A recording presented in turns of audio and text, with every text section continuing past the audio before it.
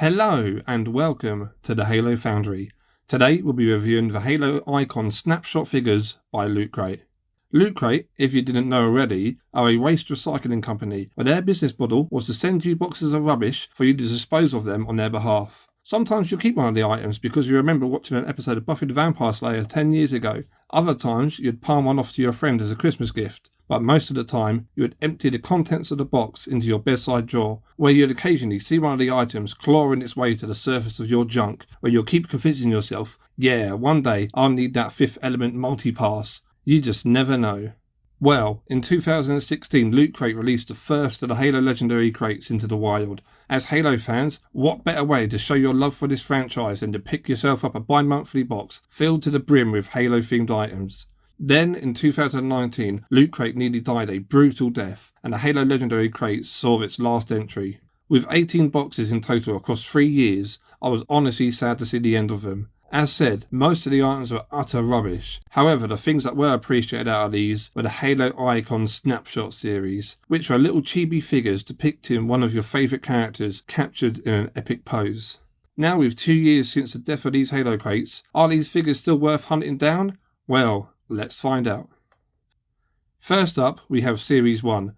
Reviewing these in order of their release, we have the Spartan Warzone Red vs Blue figures. Now, I don't have the Red vs Blue figure, but I have this special edition one in white and grey, which doesn't look as good as the red and blue one to me, but I only plan on getting one, and this was the first one that I saw. This figure depicts 2 Spartan 5s mid-firefight. As first figures go, I think this one is perfect to start. As a fan, there's nothing that screams Halo more than Red vs Blue, or white and grey on this occasion. Both of these are the exact same figure with only a different paint job, and honestly, I'm okay with that. As they're the same, you can easily swap them over just like this. Customization? Whoa. But I do wish that one of them had a different weapon at least, say a shotgun. The armour on both of these is so clean, and the additional paint job is applied only when needed. And the assault rifles have a great amount of detail in their line work, although they're missing an ammo counter. Damn. Next up we have Edward Buck, straight out of ODST. Buck is shown here bursting straight out of a drop pod and dual-wielding SMGs. Having such a small base to play with pushed them to be creative, and they did this great forced perspective look without it coming across looking odd. It would have been so great to see other figures displayed with perspective in mind, like a small warthog or a scorpion made to look off in the distance, but sadly this is the only one that has something that's similar to a vehicle. But as great as this second entry is, I do have an issue with the face, as this whole collection really hits a good mark between realism and cartoonish, but with his face it looks like it's edging a little bit towards realism and comes off a little bit creepy to me. Next we have Master Chief with his assault rifle leapfrogging over a teeny tiny grunt with a teeny tiny plasma pistol. The pose on these two is utterly amazing. Where a grunt on its own wouldn't have been exciting enough for a figure, they fought outside the box, and having one included with Chief is just outstanding. The grunt itself isn't anything special, but the Chief figure is really what makes this thing sparkle. Sadly, he's missing the black painted peak on his helmet, which is super iconic to me. It's also strange to me that this figure and the 2 Spartans before are based on the Mark V design, yet they have completely different moulds, so it comes off to me like they're from completely different sets, not number 1 and 3 in the same series. I don't know why they went through the trouble of making 2 completely different moulds for the same helmet, but anyway, that's just a small nitpick from me. Next we have Atriox, who is posed smashing his gravity hammer into the ground. It's nice to see his inclusion in this set just to add a bit of variety to the games, and not to ignore Halo Wars 2. This figure did also come with a Merciless variant, which was the same mould but in a different colour. I don't think it's as exciting as the original, but it's still cool to see. I think my biggest off-put of this figure is that he's more proportional to his in-game look than any other figure, where his head isn't oversized. Maybe that was tested and it just didn't look right, but it's hard not to notice just how small his head is in comparison when this should be such a large character. Now we have the Arbiter, who is jumping up in the air with his energy sword, and judging by the helmet on the ground here, this one is straight out of Halo 2. Arby, or Philip as I like to call him, looks fantastic here, and they did an outstanding job changing this weird alien face into a chibi design that fits the rest of the figures. I do feel like the paint on his armour is a tad too dark, but it doesn't ruin the overall thing for me. The energy sword is one of the most basic designs I've ever seen, but having it transparent rather than just a matte colour is a much better choice in my opinion. However, the issue here with mine is that over the years the stand has begun to weaken, and it does wobble like this. I know that glue would sort out this issue in a heartbeat, so I might jump on that, but it's still sad to see that it's not holding its weight only after a few years. And last from Series 1, we have a Hunter. As this is a big boy, it came in many pieces. The arms come detached, as well as the spikes on his back, which I have had so many issues with these spikes falling off, so just warning, they like to ping everywhere. Plus, they're really bloody sharp. I know that glue would also sort these out, and I'll get to that as well. As poses go, this is one of the more basic ones, when they could have had something really exciting. Maybe having his arms stretched out above him, ready to smash a mofo in the face, would have been better suited. Though, this figure is very heavy compared to the rest of them, so I can also see why they kept it simple. Being in the first series, this one was out to impress, and to me, this one is the most varied out of them all. Having a nice blend of good versus evil characters across a wide range of games lets you appreciate many great moments in the franchise. Collecting all 6 figures allows you to arrange them in a circle, which makes displaying them fantastic. However, it does take up a lot of space, which I currently can't afford. So if you want to display them connected in this setup, I'd suggest having them surround something as a centrepiece. Sadly, due to the dynamic poses of each character, it means that you can't mix and match them exactly how you want. Example being, Bucky Boy here can't go next to the Warzone Spartans as they both extend further than their bases, and that's very sad. But despite how you arrange these, you always end up very happy. However, having them on the turntable, I do wish that they were better posed to face the outside, as it does seem a little unplanned having them all face different directions. But now, let's move on to Series 2. And first up, we have the very sexy Cortana. Boys, ladies, calm down now. Forget about the issue I raised with Buck. The face on Cortana here fits perfectly with the design of the rest of the figures. The face is detailed enough to be identifiable as Cortana, but not as detailed that it's off-putting. She's also in a great pose where she's hovering out of a control panel, and this is probably as dynamic as you can get without going overboard with the character. Again, this does suffer with a wonky base as most of the floating and jumping characters do, but for a cartoon depiction of a beloved character, I wouldn't kick her out of bed, would you? And next we have Master Chief. Let's go back a little bit. The Flood figure.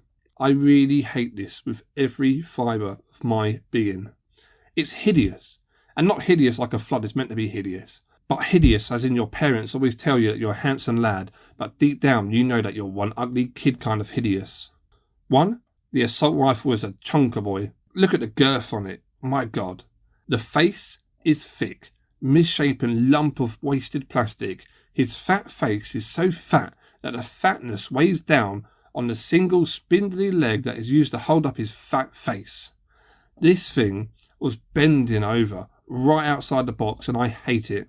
I think it'd be so much better without the face. I'd just cut that damn thing off. Everything else on this guy looks great and I could live with the assault rifle but just remove the head. The only redeeming quality of this figure is that it included a little flood form infection.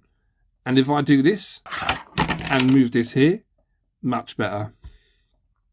At number next, we have Master Chief straight out of Halo 3. Man, I love this thing. Lootcrate only gave us 2 Chiefs in this entire collection, and on both occasions they hit the nail on the head.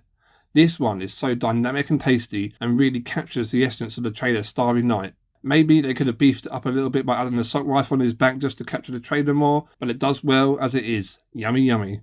The bubble shield and the needle around it really add to the overall figure and make the running pose more in depth. Next, we have our main man, Sergeant Avery Johnson, and I'm loving the pose here. With his cigar in hand and he's like, damn, feel the power of my lean.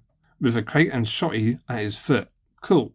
It is such a simple thing they've done here in having a single pin attaching him to the base and keeping it light on top, which creates this amazing illusion, like he's actually leaning on something floating in midair. Just outstanding, boys. And his face is also beautiful, if you don't mind me saying.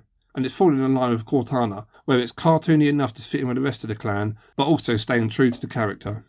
Johnson was such a major character in the original 3 games, and it's great to see that Lootcrate recognised this and gave us such a fantastic little figure to remember him by. And next up for Series 2 we have the Athleon Champion. Athleons were the poster armour for the Halo 5 multiplayer, and here it is shown with its lovely magnum. This figure's pose is showing him mid-Spartan dash, and as I said with Johnson, it does an amazing job at having good strength at the peg, giving him this leaning mid-air pose. And with these blue and red patterns all over his armour, it gives you great detail to capture the championship level of multiplayer that Guardians was aiming for.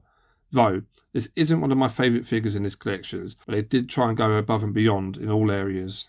I do love the inclusion of the blue bursts coming out of his back, but what I don't like about them is how they seem to be drilled directly into his back without actually being attached to jets or vents.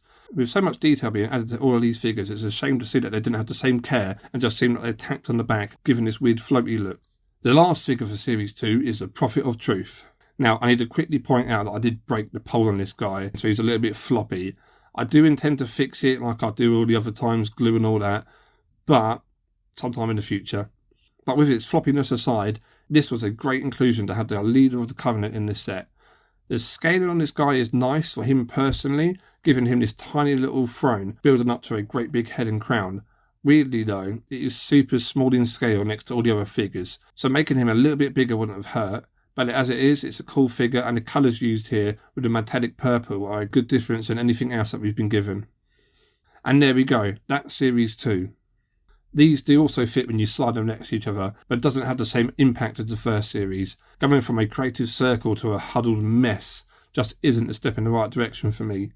Where Series 1 felt like a story of good versus evil, Series 2 doesn't have the same consistency, where Chief is running to a fight, Johnson is thinking about the ladies, and the Prophet, well, why is he just creepily hanging around the back like a weirdo?